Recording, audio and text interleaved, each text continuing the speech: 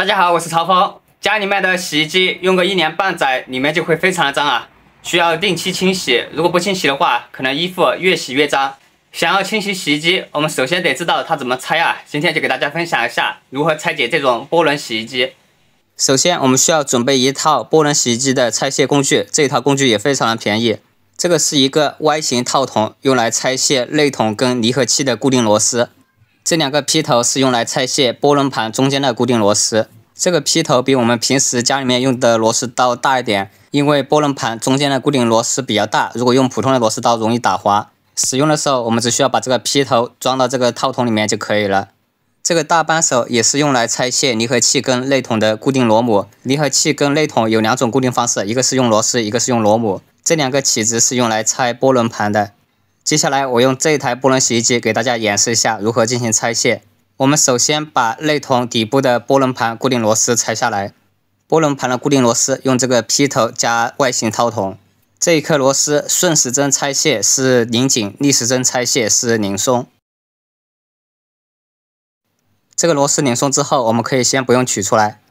接下来拿出这个波轮盘起子，在这个波轮盘上有很多小孔，我们把这个起子塞到这个小孔里面，2把起子按照对角线的方式进行固定。固定好之后，我们把这2把起子往上一拉，这个波轮盘就可以取出来。拿掉波轮盘之后，我们就可以看到离合器跟内筒的固定螺丝，这种是由4颗螺丝固定的。有的洗衣机是像这样，中间是4颗固定螺丝，这种是比较好拆卸的。还有一种是在这个离合器的中间只有1颗比较大的固定螺母，这个就需要用这个大扳手来拆卸。把这个扳手套在螺母上，然后用锤子敲打，把螺母拧下来。这种4颗螺丝的，我们就用这个 Y 型套筒，选择合适的套筒，然后进行拆卸。现在把这4颗固定螺丝都拆下来了。拆掉固定螺丝之后，我们把这个内筒往上提一下，看这个内筒能不能提动。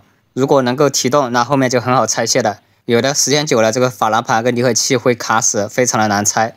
接下来我们把这个洗衣机上面的盖子给它拆掉。大部分洗衣机的固定螺丝都是在侧边啊，比较好找，这边1颗，后面2颗，然后这边也有1颗，总共4颗，也有的是隐藏起来的。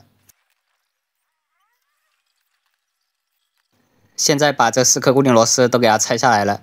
接下来我们把这个盖子抬起来，然后靠在墙上。在这个外筒上面是有一个塑料挡板的，边上有4颗固定螺丝，我们把它拆下来。拆掉螺丝之后，取下挡板，最后再把这个内筒给它提出来，这个洗衣机就拆好了。